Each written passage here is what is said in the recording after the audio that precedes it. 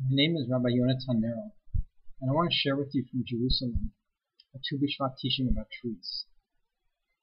The Jewish tradition has profound insights into trees, and Tu Bishvat is an appropriate time to examine them.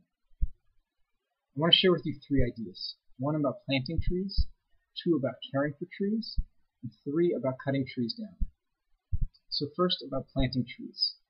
The Midrash, an age-old rabbinic teaching that helps us understand the Torah, teaches the following. When God created the world, God's first action was to plant trees. As it says in Genesis, and God planted a garden in Eden. So too, when the Jewish people enter the land of Israel, our first involvement should be in planting trees. So the modern Jewish custom of planting two trees on Tu B'Shvat is very resonant with Jewish tradition. Second, about caring for trees. Another Midrash teaches that when God created the first man, God took him and showed him the trees of the Garden of Eden and said to him, "See my works, how beautiful and praiseworthy they are. Everything that I created for you. Be careful not to despoil or destroy my world, for if you do, there will be no one after you to repair it." This Midrash is extremely important for us in understanding our role as stewards of the planet. And it teaches us that if we despoil God's world, for example by clear-cutting forests, God isn't going to come and repair the world after us. And third, a teaching about cutting trees down. When Jacob was going to Egypt during famine in the land of Israel and in Egypt, he had a prophecy that his people were going to be redeemed from Egypt and would be commanded to build a wooden sanctuary in the wood-scarce desert. He brought with him saplings to Egypt, and before he died instructed his children to plant these trees in Egypt, and they grew into a forest. When the Jewish people were leaving Egypt, they cut down these trees and brought them through the sea and built a sanctuary out of them.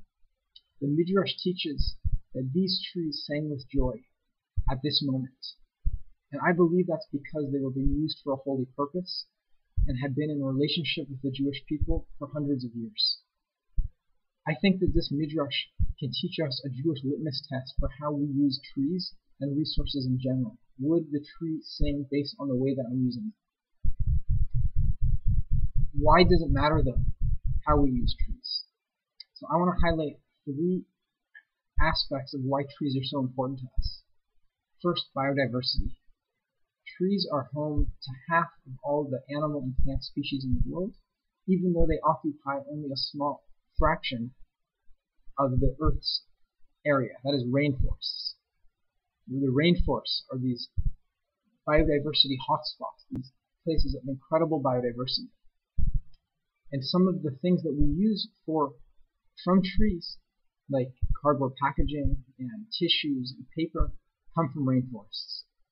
Second, trees are key for erosion prevention. Their roots retain soil and prevent mudslides during intense rains. And third, oxygen. An average tree provides the oxygen needed for a family of 4 to breathe.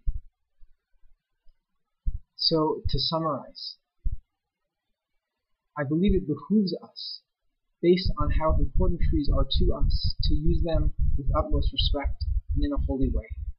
We talked about following God's example in planting trees, about caring for trees based on the Midrash, and finally about cutting trees down for holy uses by the people who have been in relationship with them.